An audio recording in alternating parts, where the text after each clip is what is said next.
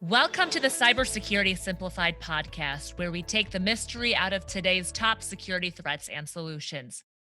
The SolarWinds breach has been the big security news lately. It's making headlines for many reasons. It's one of the most stealthy attacks going undetected for months. It targeted U.S. government agencies like the Pentagon, as well as major tech companies like Microsoft, Cisco, and Intel. Plus, it's one of the biggest whodunits. No one is certain who's to blame. In this episode of Cybersecurity Simplified, we'll get past the headlines and break down the SolarWinds security breach. I'm your co host, Susanna Song, Director of Communications at Highwire Networks. And I'm Dave Barton, CTO at Highwire Networks. Hi, Dave. How are you today? I'm good. How are you? Pretty good. We follow the news because we want to be on top of all cybersecurity attacks here at Overwatch by Highwire Networks. But this one really captured headlines across even mainstream news because it was so large. Yeah, the truth is it was top of mind in every major publication across the US and I would argue probably globally. It was the biggest event we've seen in cybersecurity in 20 years. Hmm. And the piece you didn't talk about in the intro is we still don't know the impact. There are pieces that we don't have access to yet in terms of who was impacted, when they were impacted, those type of things. But more importantly, um, did we get it right? Did we get all of the infestations of these SolarWinds issues resolved? I'm not sure that we did. Yeah, so let's break down what we do know. Let's help our listeners and our viewers uh, just start from the basics of what we do know. So, this massive breach occurred last March. So, we're coming up on a year.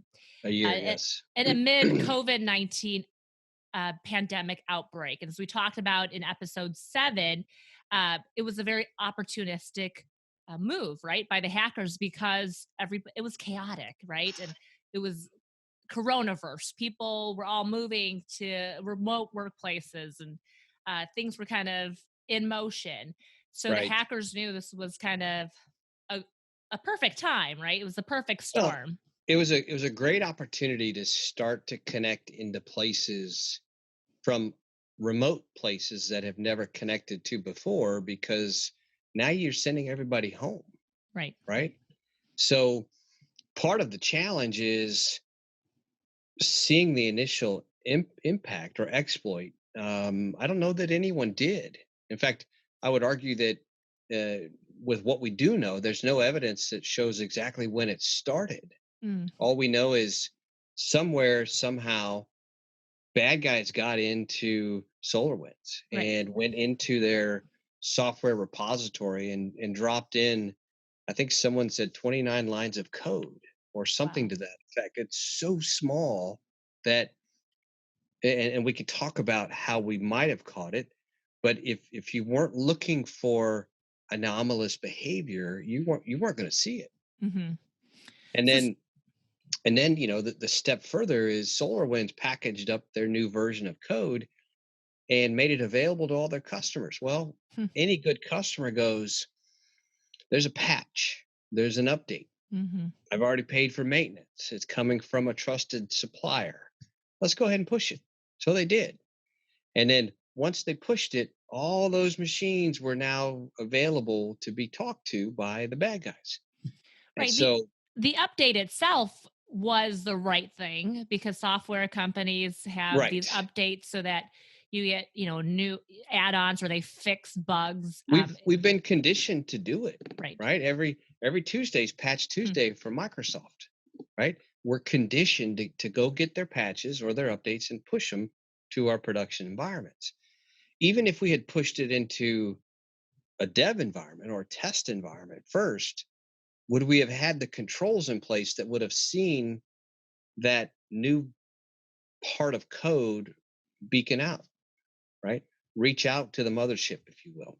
I don't know that we would have seen that because most people don't put due diligence in their dev environments to look for strange behaviors, right? It's the truth is even our really good security programs aren't necessarily looking for anomalies in their vendor supplied products. Hmm.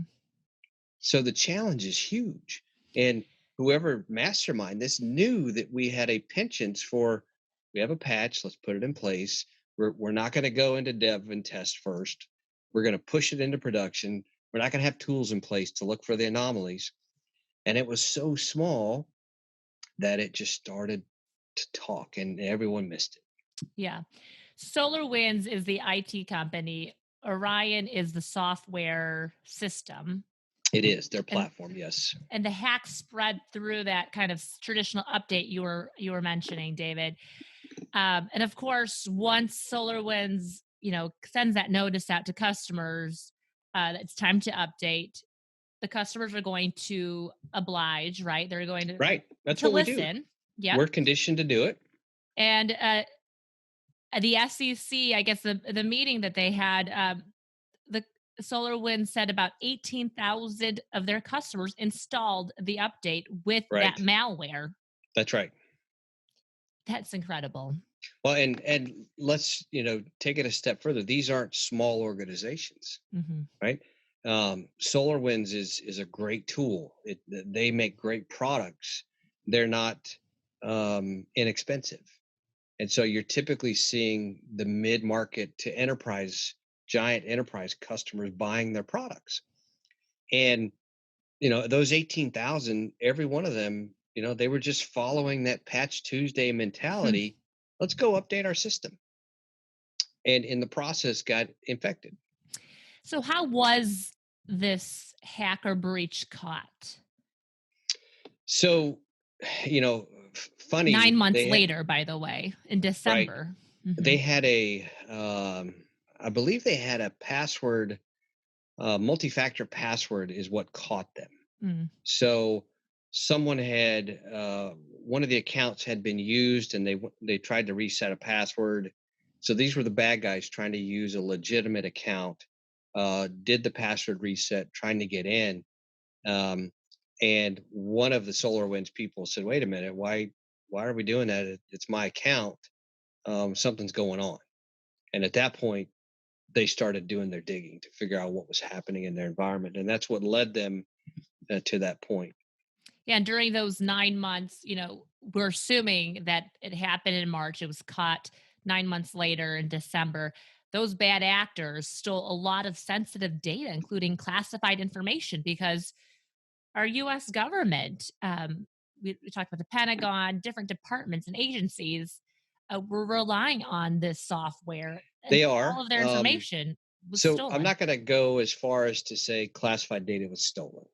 Okay. Um, uh, there's not enough proof for it yet.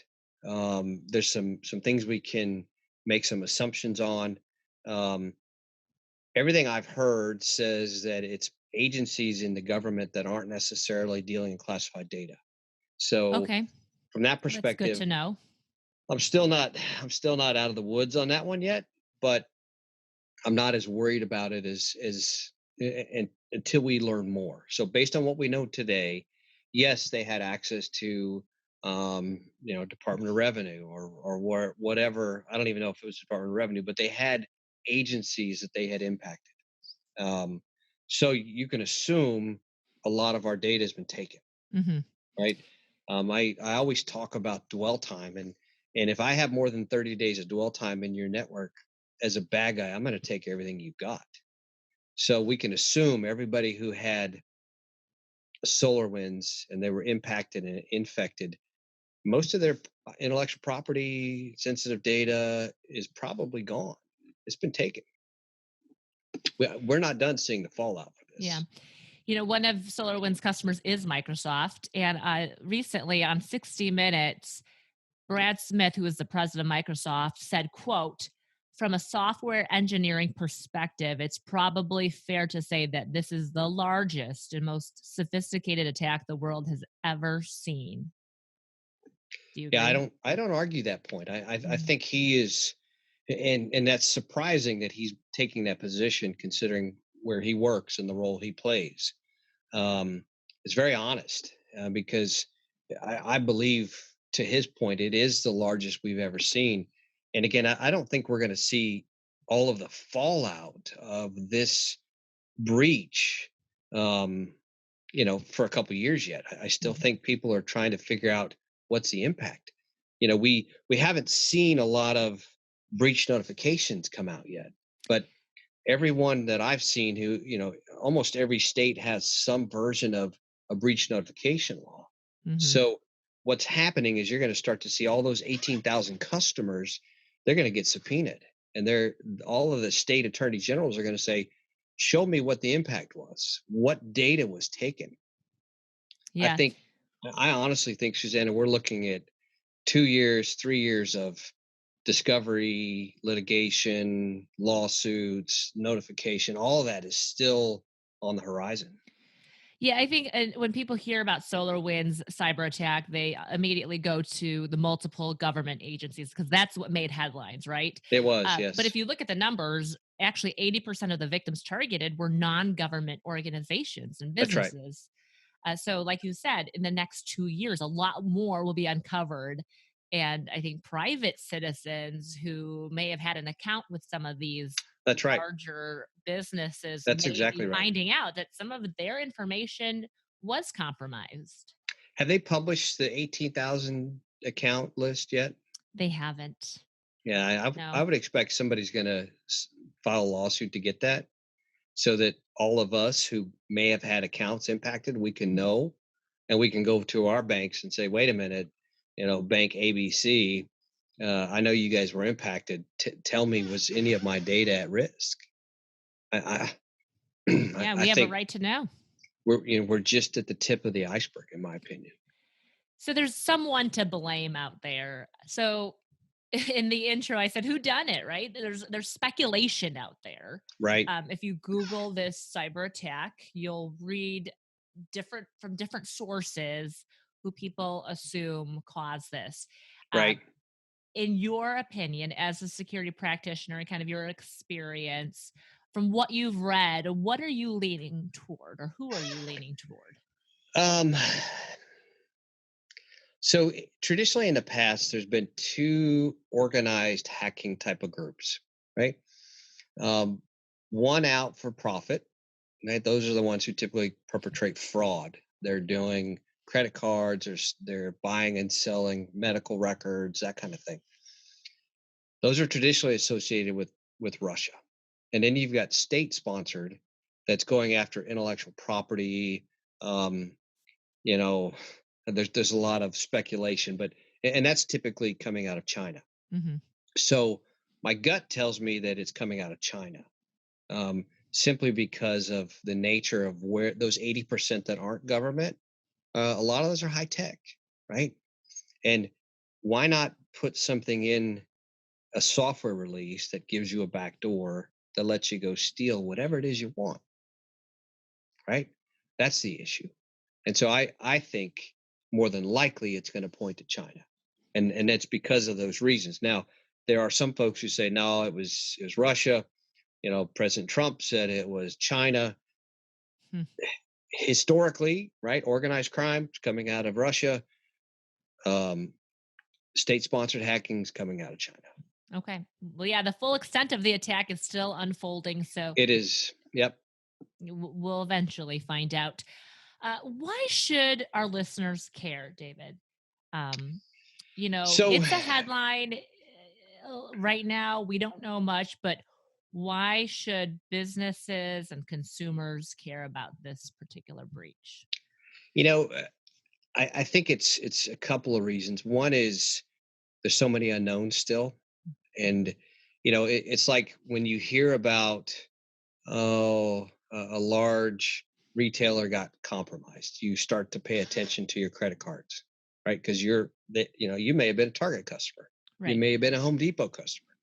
Um, so as a consumer, you should be paying attention to see if there's anything different happening with your own personal accounts, whether it's your credit rating, your bank accounts, your credit cards, whatever. Pay attention, right? And if nothing else, this is a flare that was shot up. Something's happening. Pay attention to your stuff right now.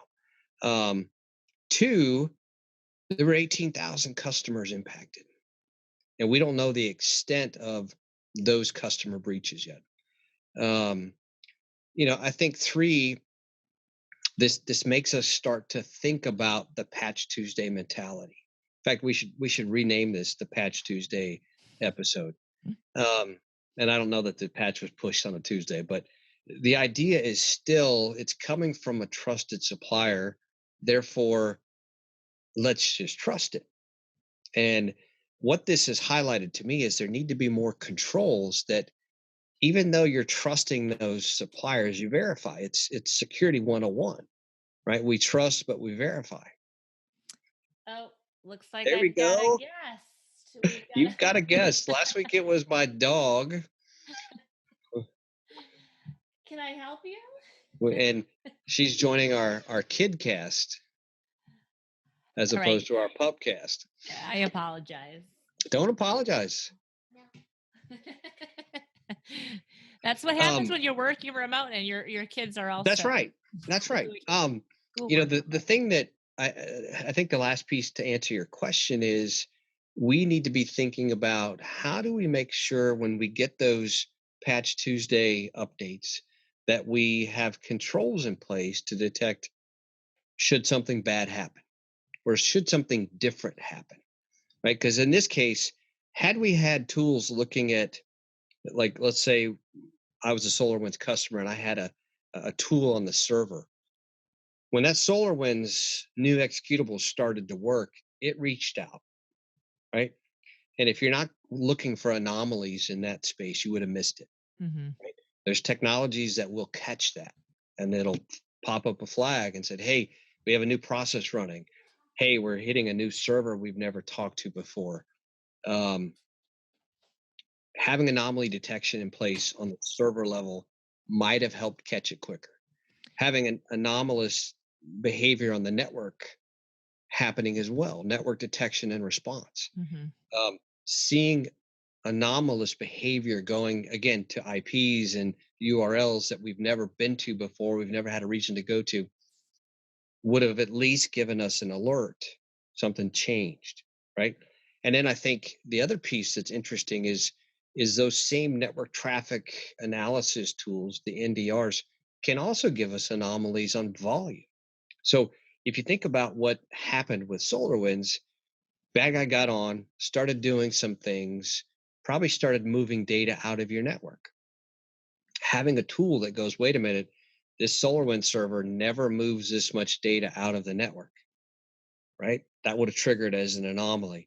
And when you couple all of those anomalies with some other detection techniques like geolocation and reputation, you get a fighting chance at catching it.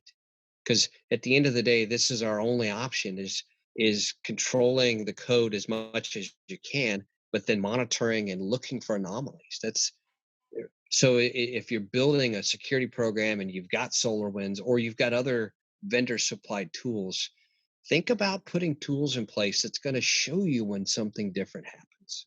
Does that make sense? It does. So to me, this is like a wake up call, Has to be. especially for federal cybersecurity efforts and for these larger enterprise Has to businesses. be. That's right. I'll close with this thought. We are one of the most innovative countries in the world, right? And that puts a target on our back. And if we're not innovating ways to detect people who are trying to take our intellectual property, we're failing. So look at opportunities to put controls in place to protect that innovation. Why would we want to give away a couple $1 billion worth of research to a company in another country that stole it for a couple 100,000, Mm-hmm. right? That's the economics piece that I think we miss. Invest in security tools, look for ways to find anomalies, and then take action when you find them. All great advice, David. If you have any questions about what David and I explored around the SolarWinds Orion cyber attack, feel free to contact us at marketing@highwirenetworks.com. We would love to continue this conversation. Also, please be sure to join us for our next episode, Automation, the secret to responding to rising threats. Until next time, I'm Susanna Song. I'm Dave Barton. And this is Cybersecurity Simplified. From all of us here at Overwatch by Highwire Networks, thank you for listening. We'll catch you next time on the Cybersecurity Simplified podcast. To learn more, visit us at highwirenetworks.com/podcast.